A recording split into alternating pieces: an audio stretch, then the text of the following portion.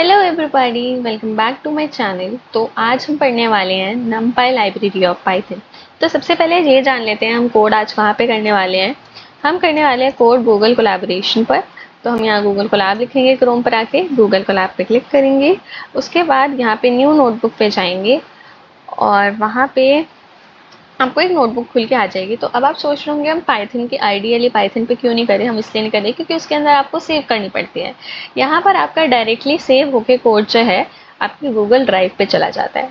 यहाँ पर हम इसे एक नाम दे देते हैं बढ़िया सा, नमपाई ट्यूटोरियल। ठीक है। अब यहाँ पर ये कोड ब्लॉक है, यहाँ पे कोड करना है, यहाँ से रन करना है कोड को ऐसे करके। यहाँ पे आपको जेमिनाई भी दे रखा है हेल्प के लिए। और जैसे ही आपका कोड रन हो जाएगा वो जाके आपका सेव हो जाएगा।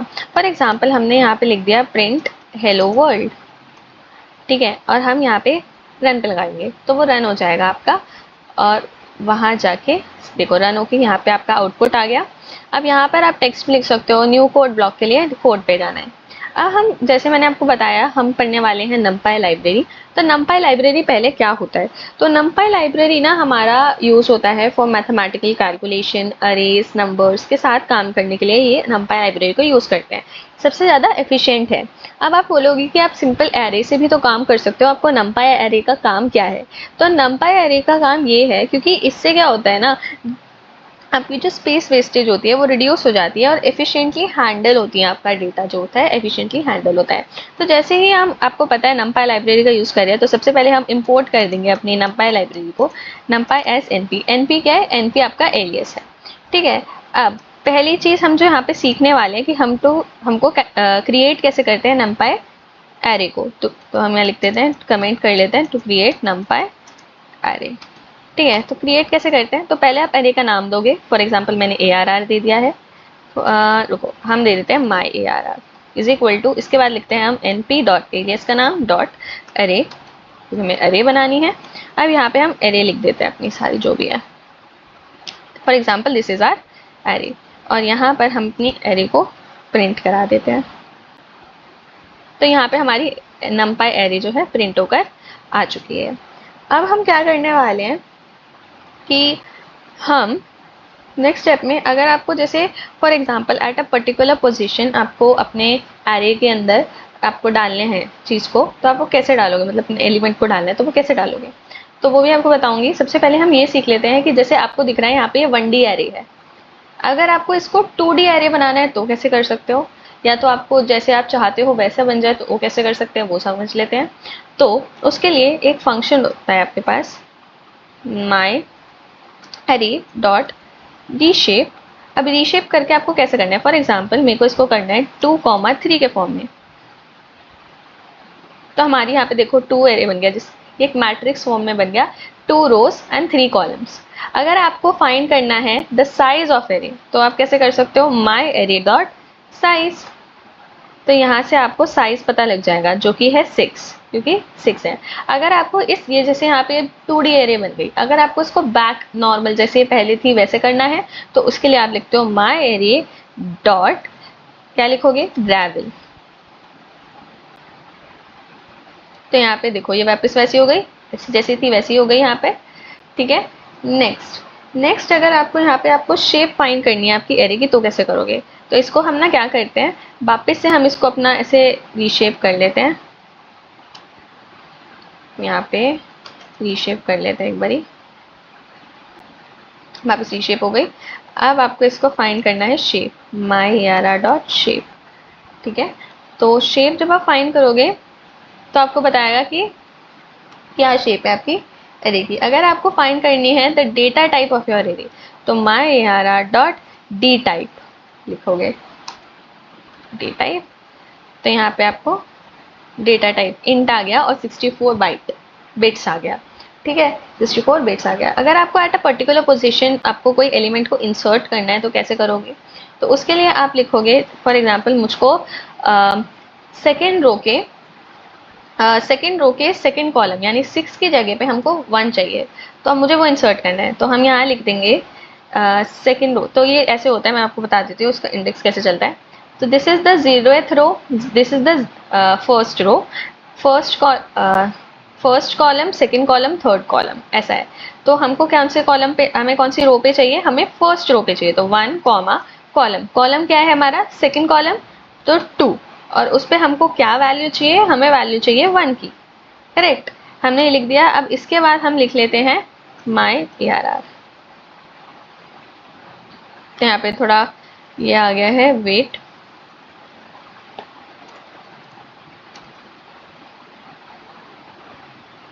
इसमें हम नारा आई गेस ये हुआ नहीं है, वेट,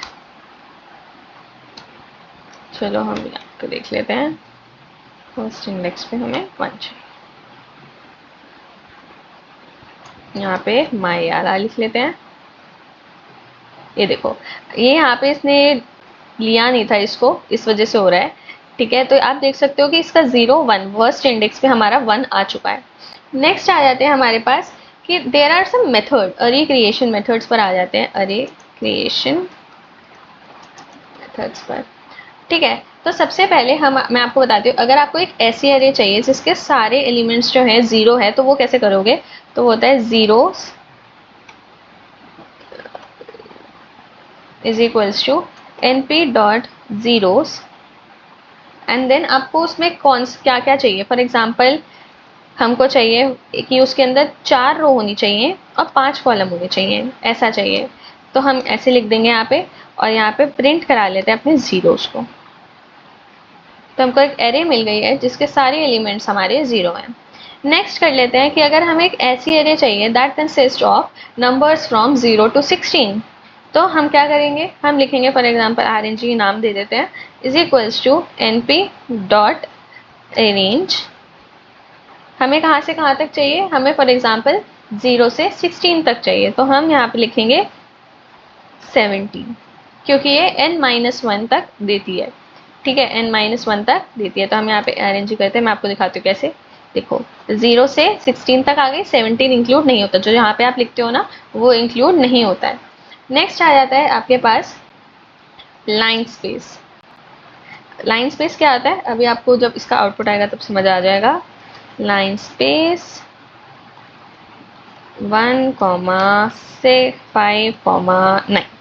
तो इसका मतलब क्या है वो अभी बता देती हूँ, हम लिख लेते हैं यहाँ पे लाइन स्पेस। तो इसका मतलब है कि इसके अंदर ना 1 से 5 तक नंबर्स जो है प्रिंट होंगे, 1 से 5 तक 9 नंबर प्रिंट होंगे, 9 नंबर प्रिंट होंगे। कहाँ से कहाँ तक, 1 से 5 तक, ठीक है। तो ये देखो कैसे हो रहा है, देखो 1 से 5 तक प्रिंट हुए हैं नंबर्स, कितने हुए हैं 9, 1 2 3 4 5 6 7 8 9।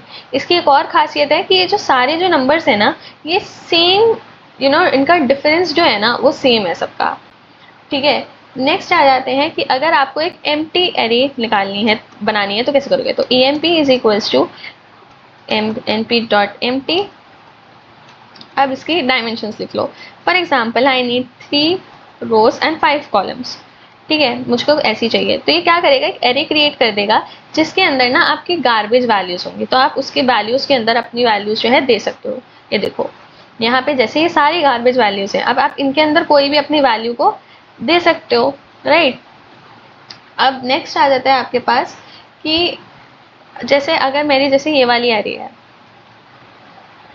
ठीक है, इसका डायमेंशन क्या है कि इसके अंदर एक ही रो है जिसके अंदर कितने हैं, 9 कॉलम्स हैं, है ना। अब मुझे इसी सेम डायमेंशन की एक और एम्प्टी एरे चाहिए, तो उसमें क्या करेंगे, emp लाइक लिख लेते हैं, is equal to empty underscore like, and then यहाँ पे हम उस एरे का नाम लिख लेंगे जिसकी हमें डायमेंशन चाहिए, जिसके जैसी हमें डायमेंशन चाहिए। फिर उसके बाद हम यहाँ पे emp लाइक को प्रिंट करा देते हैं। तो देखो सेम डायमेंशंस आई है यहाँ पे, इसने वैल्यूज के नाम पे भी ये वैल्यूज दे दिए, डजेंट मैटर, इसने ये वैल्यूज दे दी हैं, ठीक है। नेक्स्ट आ जाता है हमारे पास, अगर हमें एक आइडेंटिटी मैट्रिक्स बनवानी है, तो हम क्या करेंगे, IDE is equal to np dot identity, और यहाँ पर आपको डायमेंशंस लिख लेनी है। बेसिकली आइडेंटिटी मैट्रिक्स क्या होती है, उसके अंदर same number of rose and columns होते हैं, तो यहाँ पे आपको सिर्फ एक ही वैल्यू को पास करना होता है। फॉर एग्जाम्पल मैंने यहाँ पे 3 पास किया, तो इसके अंदर 3 रोज 3 कॉलम वाली एक आइडेंटिटी मैट्रिक्स जो है यहाँ पे प्रिंट होकर आ जाएगी। ये देखो 3 रोज 3 कॉलम वाली आइडेंटिटी मैट्रिक्स यहाँ पर आ गई प्रिंट होके। तो ये हमारी ऐसे हम आइडेंटिटी मैट्रिक्स को प्रिंट कराते हैं। नेक्स्ट आता है आपके पास नंपाई एक्सिस। नंपाई एक्सिस मैं आपको समझाती हूँ कि क्या होता है। देखो, for a one dimension array, जैसे कि हम ले लेते हैं हम अपनी ये वाली एरे को, ये वाला जो है इस एरे को, for a one dimension array, इसके अंदर हमारे नंबर ऑफ एक्सिस 1 होते हैं। ठीक है, नंबर ऑफ एक्सिस कितने होते हैं? 1 होते हैं। अब जैसे हमारी 2 डायमेंशन एरे होती है, इसके अंदर नंबर ऑफ एक्सिस हमारे 2 होते हैं, एक 0 एक 1। तो जो 0th एक्सिस होता है ना, वो इस साइड होता है, डाउनवर्ड्स। और जो हमारा एक्सिस, जो हमारा 1 एक्सिस होता है, देखो 2 हमारे एक्सिस होते हैं फॉर अ 2 डायमेंशनल अरे, 0 एंड 1। 0 इज डाउनवर्ड्स और जो 1 वाला होता है वो सीधा चलता है, ऐसे ऐसे चलता है। ठीक है, तो this is the axis equals to 1 and this is axis equals to 0। So ये एक्सिस का मामला है। अब ये एक्सिस कहाँ काम आएंगे मैं आपको वो समझाती हूँ। फॉर एग्जाम्पल, हमने एक एक्स मैट्रिक्स को क्रिएट किया जिसके अंदर हमारे पास वैल्यूज क्या क्या हैं वो समझा देती हूँ। 1 2 3 4 5 6, ये हमारे पास कुछ वैल्यूज हैं हमारे पास एक मैट्रिक्स में। अब हम इसको एक एरे बना ले रहे हैं हमारी np.array से, और हम यहाँ पे x पास कर लेते हैं। अब हम क्या करेंगे कि हमें सम चाहिए। सम हमें किसका चाहिए वो समझ लो। हमें सम चाहिए ऐसे में, हमें वर्टिकली सम चाहिए, यानी कि हमें ऐसे चाहिए कि 1 + 4 = 5 लिखा है, हमारे पास आंसर में 5 आए, 2 + 3 = में हमारे पास 7 आए, और 3 + 6 में हमारे पास 9 आए। तो हम यहाँ पे लिखेंगे, तो ये वाली जो है वर्टिकली अगर हमें सम चाहिए तो वर्टिकली कौन सा एक्सिस होता है? 0। तो x = 0 लिख देंगे। तो यहाँ पर हमारे पास देखो आ रहा है ना, 4 + 1 5, 5 + 2 7, 6 + 3 = 9। अगर हमें हॉरिजॉन्टली चाहिए होता तो हम क्या लिखते? इसी के नीचे लिख देती हूँ मैं, arr.sum एक्सिस इक्वल्स टू 1। इसको मैं यहाँ से हटा देती हूँ, तो हमारा हॉरिजॉन्टली आ रहा है। ठीक है, तो ये ऐसे वर्क करता है। अब हम बात कर लेते हैं नेक्स्ट चीज़ की, जो कि है हमारे पास कि अगर आपको ट्रांसपोज मैट्रिक्स चाहिए तो वो कैसे आती है। तो उसके लिए आप arr.T लिखते हो, तो आपके पास एक मैट्रिक्स का क्या आता है? ट्रांसपोज। ट्रांसपोज क्या होता है? रोज कॉलम बन जाती हैं, कॉलम रोज। फॉर एग्जांपल यहाँ पे 1 2 3 जो है ये एक रो है, तो यहाँ पे 1 2 3 एक कॉलम बन गया है। ठीक है, नेक्स्ट आता है आपके पास कि फ्लैट। फ्लैट से क्या होता है? फ्लैट भी एक तुम्हारा एक एट्रीब्यूट है। फ्लैट से आपके each and every item of your array fetch हो जाती है। कैसे हो जाती है वो सीख लेते हैं। हम लिख लेंगे जैसे arr.flat, और यहाँ पे लिखेंगे फॉर आइटम इन arr.flat। ठीक है, हमें प्रिंट करा लेना है किसको? आइटम्स को। ठीक है, तो यहाँ पे आपकी each and every value of array will get printed. For example आप देख सकते हैं यहाँ पे 1 2 3 4 5 6 यहाँ पे हमारा प्रिंट हो गया है। नेक्स्ट आता है आपके पास कि अगर आपको डायमेंशन फाइंड करना है एरे का, तो वो कैसे फाइंड करते हो? तो वो arr.ndim से फाइंड करते हो आप क्या? Dimension of your array. यहाँ पर आप देख सकते हो ये 2 डायमेंशनल एरे है, तो यहाँ पे हमारा इसलिए यहाँ पे 2 लिखा हुआ है। नेक्स्ट आ जाता है हमारे पास some methods of numpy library. तो मेथड के अंदर हमारे पास डिफरेंट मेथड होते हैं। अब अभी तक जो हमने पढ़ा तो आपने देखा होगा यहाँ पे हमने ब्रैकेट में लगाया है, फ्लैट के आगे, टी के आगे, तो ये हमारे क्या हो गए? एट्रीब्यूट्स। मेथड्स क्या से निकालते हैं वो समझ लो। एक पहला मेथड जो है होता है arr.arg max। तो ये क्या करता है? आपका मैक्सिमम वैल्यू जहाँ पर है आपके एरे में उसका इंडेक्स निकाल के दे देता है।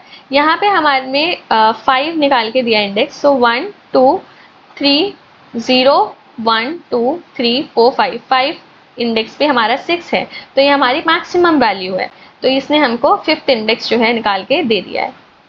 ऐसे ही हमारा सेम होता है arg.arg min, यह हमको मिनिमम वैल्यू हमारी 1 थी जो कि हमारी 0th इंडेक्स पे है, देख सकते हो, तो इसने हमें 0 लिख के दे दिया। अब हमारे पास एक और चीज़ होती है सॉर्ट।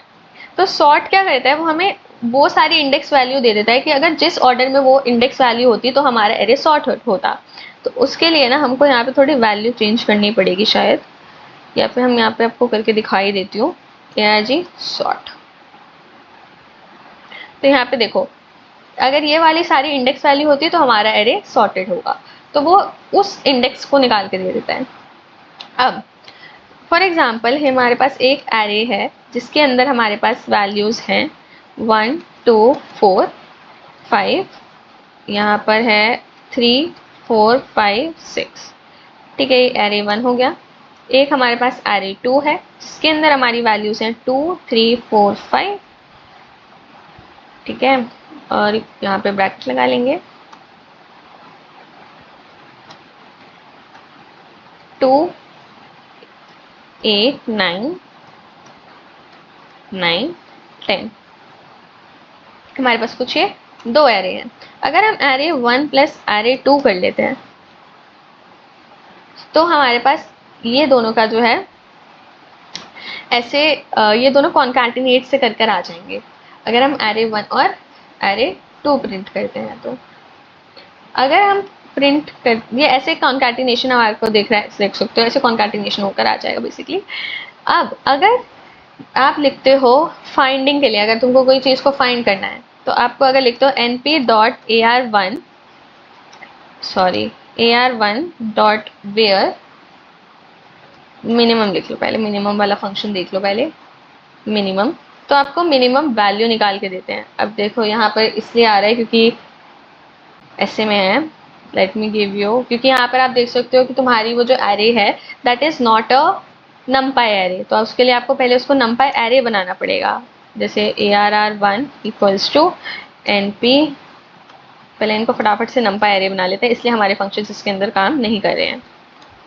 ठीक है, AR1 ARR2 is equals to NP dot कर लेते हैं ARR1 प्लस ARR2। जो आपने देखा होगा जब तुमने इन दोनों को सिंपली किया तो कॉन्कैटिनेट होकर आ गया, लेकिन जब आप नंपाई एरे को करते हो तो फिर एडिशन हो जाएगा इनका सबका।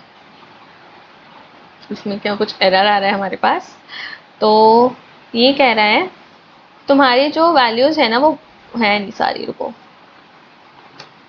यहाँ पर 11 लिख लेते हैं, प्रिंट कर लेते हैं इसको। ये देखो सम आ गया ना सबका। पर देखो यहाँ पे दिख रहा है आपको 2 + 1 3 होता है, हमने यहाँ 3 लिख दिया। 3 + 2 5 होता है, हमने यहाँ 5 लिख दिया। 4 + 4 8 होता है, यहाँ पे हमने 8 लिख दिया। 5 + 5 10 होता है, तो हमने यहाँ 10 लिख दिया। वैसे ही 2.8 और 3 को ऐड करोगे तो यहाँ पे ये आएगा। तो ये आप देख सकते हो ऐसे ऐड हो जाता है। कॉन्कैटिनेट इसलिए हमारा कॉन्कैटिनेट हुआ था क्योंकि वो नंपाई एरे नहीं था। अभी हमने नंपाई एरे बना लिया है, इस वजह से यहाँ पे एडिशन हो गया है हर एक एलिमेंट का। अब हमारा ये भी आराम से चल जाएगा। ये क्या करता है, हमारी मिनिमम वैल्यू निकाल के देता है। मिनिमम वैल्यू ARR1 की क्या है, 1 है, तो इसने हमें 1। ओके, अब आप बोलेंगे डिफरेंस क्या है, तो ARG min जो होता है वो हमें वो इंडेक्स बताता है जहाँ पे मिनिमम वैल्यू है, और यहाँ पर ये हमें वो वैल्यू बताता है जो कि मिनिमम है। ठीक है, अब अगर आपको फाइंड करनी है कोई चीज़ तो आप वो कैसे करोगे, तो np.where से आप फाइंड करोगे। फॉर एग्जाम्पल हमें फाइंड करना है कि ARR1 में ऐसी कौन सी जगह है, ऐसा कौन सा इंडेक्स है जहाँ पर ग्रेटर देन 5 है। ठीक है, तो आपको इसने वो बता दिया कि कहाँ पे ग्रेटर देन 5 आ रहा है। ठीक है, अब नेक्स्ट आता है कि काउंट नॉन जीरो, आपको नॉन जीरो वैल्यू को आपको फाइंड करके दे देता है। np.count_, नॉन जीरो फाइंड करना है कहाँ पे, ARR1 में। तो ये आपको काउंट बता देगा ऑफ नॉन जीरो। तो ये 8 हैं जो कि 8 मेंबर्स हैं जो कि नॉन जीरो है। तो देखो यहाँ पे आपको कहीं जीरो दिख रहा है, नहीं दिख रहा। फॉर एग्जांपल अगर मैं यहाँ जीरो लिख देती हूँ तो ये इसको हम कर लेते हैं एग्जीक्यूट, इसको हम एग्जीक्यूट कर लेते हैं तो 7 दिखा रहा है यहाँ पे। ठीक है, और अगर आप जीरो लिख दोगे तो वो आपको बता देगा कि कहाँ पर आपका क्या है, जीरोथ वैल्यू आपकी कहाँ पे लाई कर रही है। अभी जैसे मैंने आपको बताया कि जो नंपाई है ना वो कम स्पेस यूज़ करती है, तो अगर आपको वो दिखाना है, अगर आपको वो समझना है कि वो कितना स्पेस को यूज़ कर रही है, तो उसके लिए हम करेंगे इम्पोर्ट SYS को। अब फॉर एग्जांपल हमने एक एरे बनाया py_ar और इसमें हमने कोई वैल्यूज़ दे दी है जैसे 1 2 3 4। ठीक है, और फिर इसको हमने एक नंपाई एरे बना लिया। फॉर एग्जांपल हमने इसको नाम लिख दिया my_ar is equals to np.arr array और यहाँ पे py_ar लिख दिया।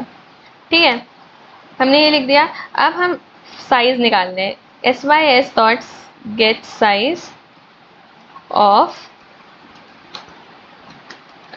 फॉर एग्जाम्पल हम py_ar का साइज निकाल रहे हैं तो 88 साइज आ रहा है। ऑन द अदर हैंड अगर हम my_ar का साइज निकालें तो 144 आ रहा है। तो यहाँ पर आपका ये एक्चुअल साइज नहीं है, सॉरी, तुम साइज ऐसे नहीं निकाल सकते हो। तुम गेट साइज ऑफ, ये तुम्हारा तुमने पूरी एरे का निकाला है, get size of for example 1 element and इसको हम मल्टीप्लाई कर लेते हैं लेन ऑफ py_ar के साथ, size of element and lane of this thing. तो आपका ये आंसर आता है। ऑन द अदर हैंड अगर तुम ar my_ar dot item size निकालते हो और इसको मल्टीप्लाई कर देते हो my_ar डॉट साइज के साथ तो तुम्हारे पास 32 आ रहा है। तो आप देख सकते हो कि जब तुमने इसे नंपाई एरे बना लिया तो तुम्हारा साइज डिक्रीज हो गया। ऑन दी अदर हैंड जब एक तुम्हारा एक सिंपल एरे था तो तुम्हारा साइज डिफरेंट आ रहा था। तो आप यहाँ से बता सकते हो कि तुम्हारा जो एरे है वो कैसे कम साइज ले रहा है, नंपाई एरे जो है तुम्हारा कैसे कम साइज ले रहा है। अगर तुमको फाइंड करनी है और बहुत सारे एट्रीब्यूट और मेथड्स होते हैं, अगर तुम्हें फाइंड करना है तो फिर उसके लिए कैसे फाइंड कर सकते हो, तुम यहाँ लिखोगे नंपाई एट्रीब्यूट्स एंड मेथड्स। यहाँ पर बहुत सारे हैं, आप बहुत सारे यहाँ पे डॉक्यूमेंट है, आप स्काईपाई का लिखो तो फिर आप यहाँ से देख सकते हो। तो बहुत अच्छे से यहाँ पे बता रखा है, तो आप यहाँ से कंसिडर कर सकते हो। बहुत सारे हैं, बाकी ये सारे जो मैंने आपको फंक्शन बताए हैं वो मेन है थोड़े, तो आप वहाँ से भी देख सकते हो सारे फंक्शन को। इतना कोई बड़ी लाइब्रेरी नहीं है, बस ये थोड़ा बहुत अरे हैंडलिंग ऑफ डेटा किसी के लिए काम आती है। Thank you and have a nice day.